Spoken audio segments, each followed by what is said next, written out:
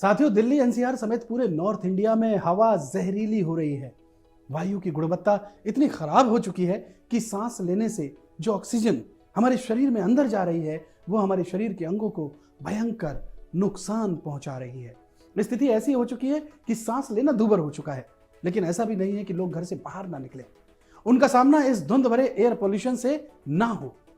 ऐसे में दोस्तों ये जानना बेहद जरूरी हो जाता है कि जो हवा हम इनहेल कर रहे हैं वो किस कदर जहरीली है, और वो हवा जब हमारे शरीर के अंदर जाएगी तो हमारे शरीर के किन किन अंगों को प्रभावित कर रही है, और इस जहरीली हवा से हमें कौन कौन सी बीमारियां हो सकती हैं, और सबसे अहम सवाल ये कि आखिर इस खतरे से कैसे बचा जा सकता है। साथियों, ये वीडियो हमारे आपके परिवार के लिए बेहद जरूरी है। इस जानकारी को ध्यान से सुनिए और समझिए। नमस्कार दोस्तों, मेरा नाम है आदित्य चौहान और आप देख रहे हैं मेडिकली स्पीकिंग। साथियों, हमारे आसपास जो वायु प्रदूषण की चादर फैली हुई है उससे जो सबसे पहली बीमारी हमें मिलने की संभावना है वो है अस्थमा। अस्थमा एक सांस संबंधी रोग है जिसमें रोगी को सांस लेने में तकलीफ होना शुरू हो जाती है, सीने में दबाव महसूस होता है और खांसी भी होती है। असल में दोस्तों, जब हम इस जहरीली हवा के संपर्क में आते हैं तो लोगों की सांस वाली जो नलियां हैं उनमें रुकावट पैदा होने लग जाती है। ये जो रुकावट है वो एलर्जी और प्रदूषित वायु और कफ की वजह से होती है। कई रोगियों में ऐसा भी देखा गया है कि सांस की नलियों में सूजन तक आ जाती है। दोस्तों, जो पॉल्यूशन है वो लगातार बढ़ता जा रहा है और यही पॉल्यूशन अस्थमा के रोगियों के लिए बहुत ज्यादा खतरनाक हो सकता है, और जो लोग अस्थमैटिक हैं उनके लिए तो और बड़ी समस्या पैदा हो सकती है। लिहाजा बहुत बड़ी जरूरत है कि तत्काल आप अपने आप को इस समस्या से बचाएं। दोस्तों, इस जहरीली हवा से जो दूसरी बड़ी बीमारी आपको मिल सकती है वो है लंग कैंसर। असल में दोस्तों, जब हम इस जहरीली हवा के संपर्क में आते हैं तो ये हवा हमारे लंग्स में पहुंचती है, यानी हमारे फेफड़ों में पहुंचती है, और जो हमारे लंग्स हैं उनकी छोटी छोटी सेल्स को ये हवा, ये जहरीली हवा प्रभावित करती है। इससे होता क्या है, ये जो स्मॉल सेल्स लंग्स की जो होती हैं उनमें स्मॉल सेल्स लंग कैंसर यानी SCLC का खतरा बढ़ जाता है। यह बीमारी खासतौर पर वायु प्रदूषण और धूम्रपान के कारण ही होती है। असल में दोस्तों होता क्या है कि ये जो जहरीली हवा हमारे एटमॉस्फेयर में चारों तरफ फैली हुई है, जब हम इसे इनहेल करते हैं इसके अंदर बहुत सारे जहरीले कण होते हैं। मिट्टी, धूल और ये जो एयर पॉल्यूशन है, ट्रैफिक का है, वो सारे कण होते हैं। ये सारे कण जब हम इनहेल करते हैं तो हमारे लंग्स में पहुंचते हैं और वहाँ की जो छोटी छोटी सेल्स हैं उन पर जाकर के ये अटैक करते हैं, जिसकी वजह से लंग्स कैंसर होने का खतरा बढ़ जाता है। इसका पता तब चलता है जब SCLC शरीर के अलग अलग हिस्सों में फैल चुका था, यानी धीरे धीरे शरीर में फैलना भी शुरू हो जाता है। तो दोस्तों, जो दूसरी बड़ी बीमारी है वो है स्मॉल सेल्स लंग कैंसर, जो इस जहरीली हवा से हमें मिल सकती है। अब बात करते हैं तीसरी बीमारी की, कि तीसरी बीमारी वो कौन सी हो सकती है जो इस जहरीली हवा से हमें मिल सकती है, और ये हमारे और आपके घर के दरवाजे के बाहर खड़ी हुई है, क्योंकि जैसे ही घर का दरवाजा खुला हम इस हवा के संपर्क में पहुंचे और हमें वो तीसरी बीमारी मिल जाती है, और वो तीसरी बीमारी है दिल का दौरा। दोस्तों, एक्सपर्ट्स का कहना है कि वायु प्रदूषण से दिल का दौरा पड़ने का खतरा बढ़ जाता है।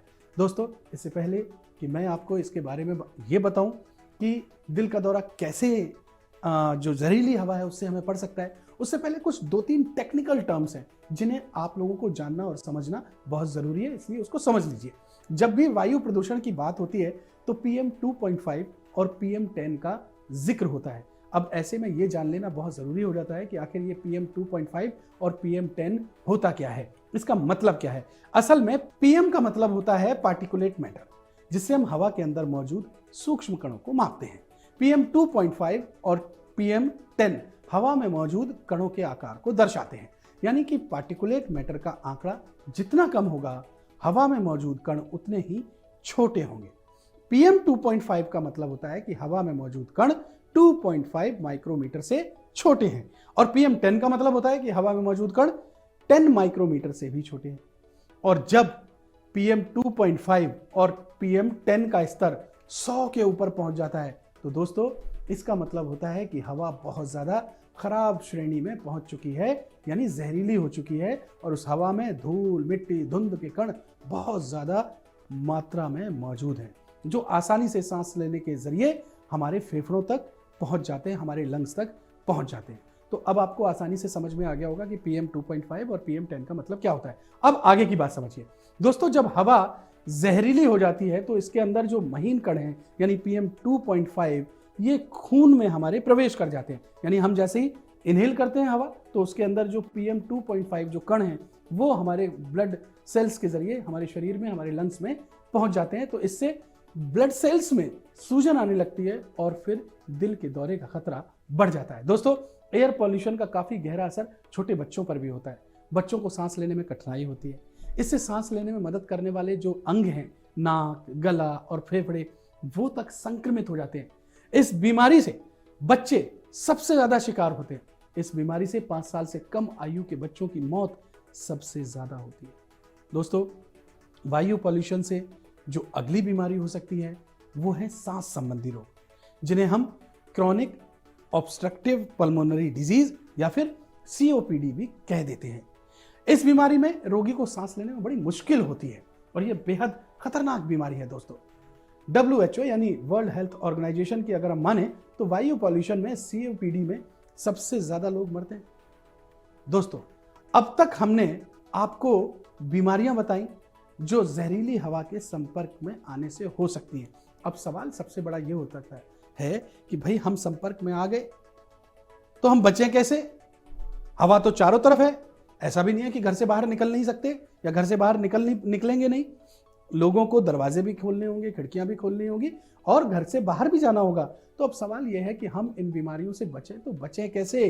दोस्तों, इन परेशानियों से बचने के लिए हमें बस कुछ छोटे छोटे से काम करने हैं, जैसे कि हम जब भी घर से बाहर निकलें तो मास्क लगा करके निकलें और हम सुबह शाम भाप लें यानी स्टीम लें, प्राणायाम करें और जो काढ़े होते हैं उन काढ़ों का सेवन करें और दिन में 3-4 बार जब हम पानी पी रहे हैं तो कोशिश करें कि गर्म पानी, गुनगुना पानी पिए। दोस्तों, इन बातों को ध्यान में रखकर और इन्हें फॉलो करके काफ़ी हद तक ये जो एयर पॉल्यूशन है, इस एयर पॉल्यूशन से जो गंभीर बीमारियां हो रही हैं उनसे हम बच सकते हैं।